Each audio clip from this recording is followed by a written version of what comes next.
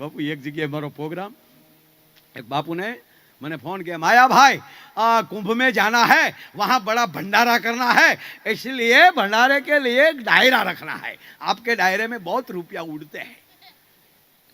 तो अमी गया प्रोग्राम चालू કર્યો વાત વાતમાં આવે 500 રૂપિયા ફલાણા ભાઈના 700 રૂપિયા સેવક હોય એવું બળ થાય ને એમાં એક વ્યક્તિ ઓડિયન્સમાં બેઠેથી ઊભો થયો મને કે મેં ભાઈ આ પ્રોગ્રામની લાઈટ તૂટે છે वश वश में शू मैंने क्या 500 700 मैं कहता बापू को कुंभ में जाना है, वहां भंडारा करना है। ए बाबू कितना खर्चो? देखो बेटा 100 डब्बा घी पूरा महीना रखे ना ने, 100 डब्बा घी, 150 डब्बा तेल, 100 बोरी खांड, 100 बोरी आटा, बेसन आते हैं ना, बेसन बेसन कर नाखे। ભીખુદાન ભાઈ અમારે ઘણી વાર કે અમારા પદ્મશ્રી એ કે અમારા કલાકારની સર્જરી કરો ને તો એક ગુણ સણ્યાનો લોટ નીકળે, અમારા સવારે ગાંઠિયા સિવાય કાંઈ નહીં। તમારે એમ કે આપણા લેર કરતા છે એમ છે ને, કોક દી અમારે સવારે આવો, સવારે આવડા તો હોઈ ગયા હોય ને, અમે પછી કે ક્યાંય ગાંઠિયા મળશે।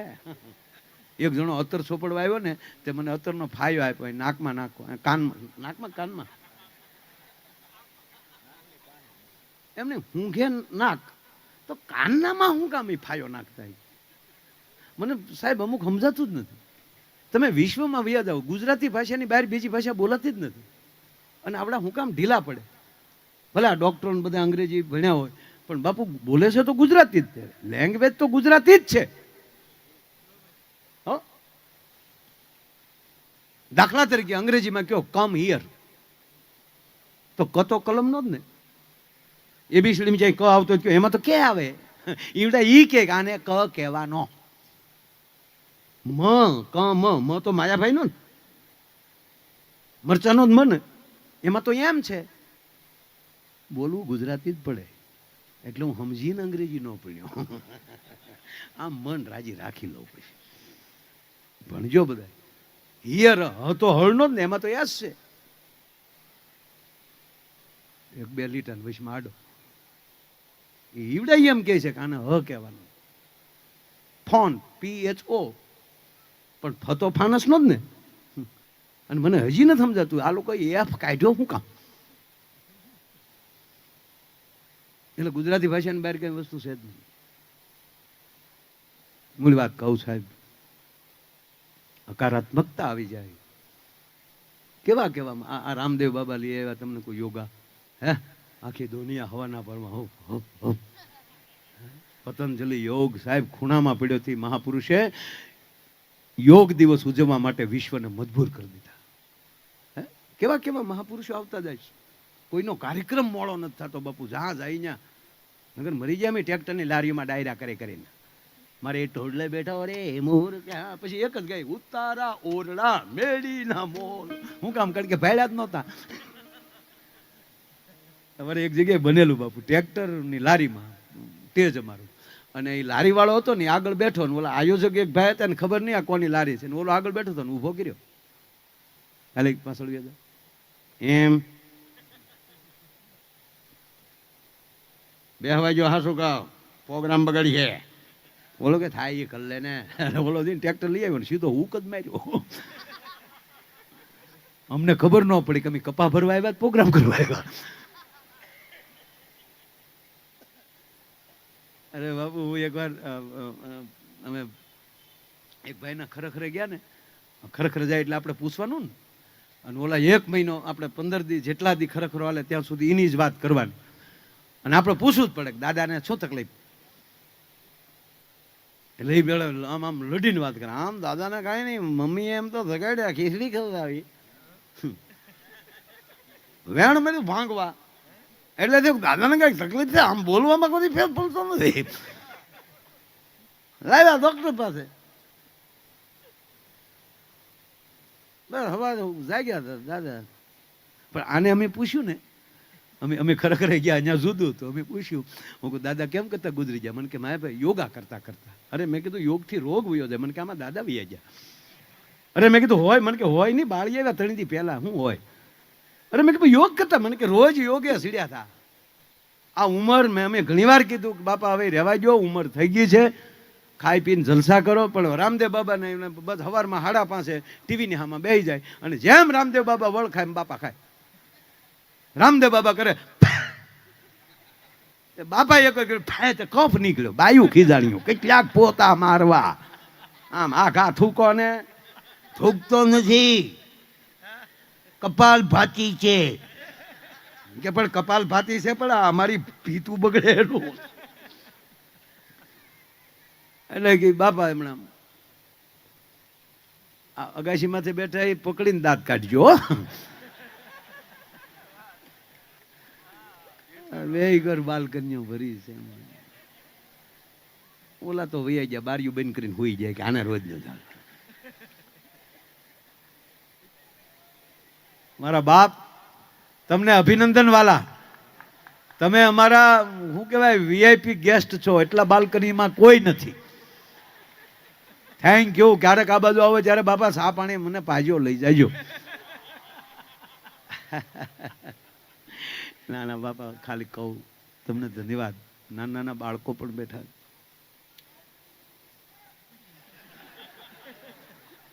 Thank you. અહીંયા આવશે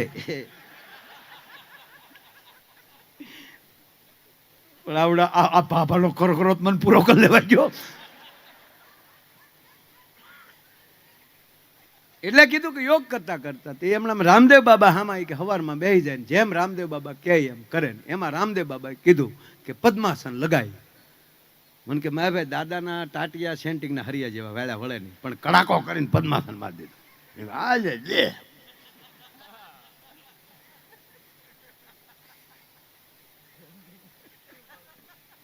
પછી કીધું कि अब दोनों हाथ से जमना पैर पकड़िए. जमना से पग पकड़ीने कीधुं अपनी गर्दन ऊपर धीरे धीरे ले जाइए. એટલે બાપાએ ઓળે પગ ચડાવ્યો હમણાં. इसी तरह દાયા પગ લેજે. અમુક વસ્તુ સમજાતી નથી. એક જણ મને આવીને કે મારા ભાઈ યોગ કરવાથી રોગ વયો જાય. મેં કીધું હા. મને કીધું આ રામદેવ બાબાની આંખ કેમ હારી નથી થતી? લે એટલે આ મેં કીધું મહાપુરુષો બીજા માટે હોય. ખરેખર અમુક સાહેબ જોવા જેવા. અહીંયા બધા ડાયમંડ એસોસિએશન બેઠું છે, હીરાના કારખાના વાળા બેઠા છે, મેં હીરા ઘસ્યા છે. એ તો હવે આ બધી ઓટોમેટિક ઘંટીઓ કટોરાને આવ્યા, મરી ગયા કાનસું મારી મારીને. અમે હીરો ઉડે એટલે બ્રાસ મારવાનો. લીમડી વાળા પ્લોટમાં આપણું 88 થી 92 સુધી કારખાનું હાલ્યું. પછી આપણે ન ફાવ્યું, ઘરે વહી ગયા. કેવી ઘંટીઓ ત્યારે ફેવિકોલ થી બધું સોટાડવાનું બેઠક. તો મને તેદી વિચાર આવ્યો હતો કે મારું કેવું આ ફેવિકોલ કંપની અમારા મવાવાળાની મધુકાંતભાઈ પારેખ, એની ફેક્ટરી આ ફેવિકોલ. બાપુ એનાથી આખી દુનિયા સોટે, એનું ઢાંકણું ન સોટે. કેવું છે પણ સમજાતું નથી કઈ.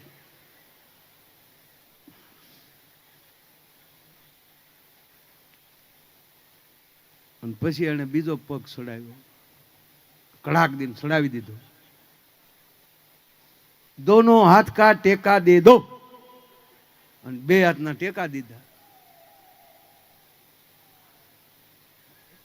ખોટું સાયરેન વગાડો માં ના કાંઈ ન.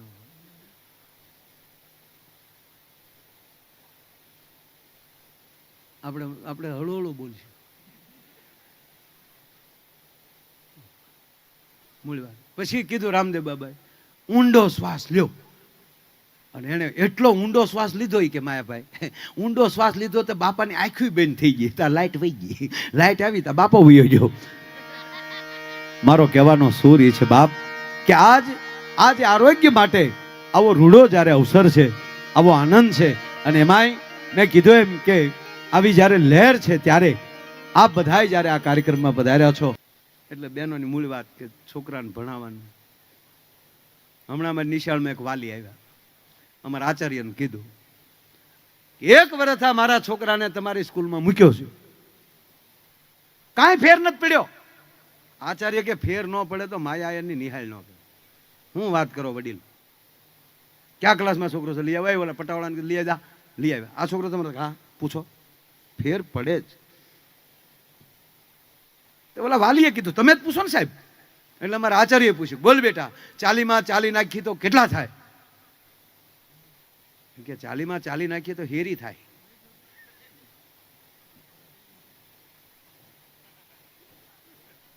એમ નથી કહેતો બેટા 40 માં 40 નાખી તો મમ્મી થાય. એટલે તારા બાપની હાળીની વાત નથી કરતો. ત્યાં એનો બાપ બોલ્યો, જોયું પડ્યો ફેર કોઈ? એટલે ભાઈ 40 અને 40, 30 પછી જે 40 આવે એ 40 માં 40 નાખી કેટલા થાય? તો છોકરો કે 150. 150 કીધું તા સાબાશ. સાહેબ બોલ્યા, સાબાશ દીકરા. કોણે કીધું ફેર ન પડે? સાબાશ. તો દીકરાનો બાપ ખીજાણો, હું ફેર? સાહેબ શરમ રાખો, 40 ને 40 80 થાય, 150 થાય. અરે કે પણ તમે તો ફેર પડવાની વાત કરી. ફેર પડ્યો થાળી 300 નો. કે કેમ? તમે મૂકી જાય ને તે દીતા તમારો બાપ 500 કહેતો. આ ઢીબી ઢીબી 150 લાવ્યા. એ 150 આવ્યો, 80 આવશે. વળતા પાણી હોય ને એને વાંધા નથી. જો એ હાથે પગ્યો હોત તો એને રવાના કરવાનો થાત. મારો કહેવાનો સુરી છે કે જીવનમાં જેટલી સારી વ્યક્તિ સાથે, સારી વ્યક્તિની નજીક બેસવા મળે તો એના માટે બહુ અદ્ભુત કામ છે. અને સાહેબ, આ દુનિયા સરળ છે. વર્તમાન પરિસ્થિતિ બાપુ એવી છે કે થોડું ઘણું માણસોમાં નકારાત્મકતાની ઈર્ષા નીકળી જાય તો ભારત દેશ એવો બીજો દેશ નથી. આજે અહીંયા ભાવેણામાં બેઠાનું કહું, કેવલ નકારાત્મકતાને, કેવલ ઈર્ષાને ત્યાગ કરો તો વિશ્વમાં ફરી લેવાની છૂટ ભારત જેવી ઉર્જાનો ઓરા બીજા દેશમાં નથી. પણ આપણી અંદર નકારાત્મકતા છે એટલે એ ઓરા આપણી નજીક આવતી નથી. આપણે કોઈના લગ્નમાં ગયા હોય તો ભલે આપણે ફટાકા મારતા હોય, પણ આ દેશનો બ્રાહ્મણ ચોરીમાં 2 ચમચી ઘી હોમીને એક શ્લોક તો બોલે છે ને. એ ચોરીના યજ્ઞથી લઈ અને અતિ મહારુદ્ર સુધી વ્યા જાઓ અને આપણા દેવસ્થાનના ધૂપિયાના ધૂપેલિયાથી લઈ અને લક્ષ ચંડી સુધી વ્યા જાઓ. આવા યજ્ઞો ક્યાં દેશમાં થાય? અને દરરોજના કેટલા યજ્ઞો થતા હશે. અરે છોડો, આ દેશના તમામ અખંડ દીવાની જ્યોતું ભેગી કરો, તે વોરા ક્યાં જાય? હિમાલયથી લઈને ગિરનાર મહાપુરુષોથી, તપથી, ભજનથી આમ હચમચે છે. પણ આપણી અંદર રહેલી નકારાત્મકતા, એ ઉર્જાને આપણી પાસે નથી આવવા દેતી, વોરાને આપણી પાસે નથી આવવા દેતી. બાપુ છેલ્લી વાત કહું, એક ભગવાન રામ લઈ લો. ફરમાઈશું બહુ આવી છે. ફરમાઈશું તેણી દી રહી ક્યારે મેળ આવે? આ તુલસીભાઈ ને બોલાઈ ગયા ને,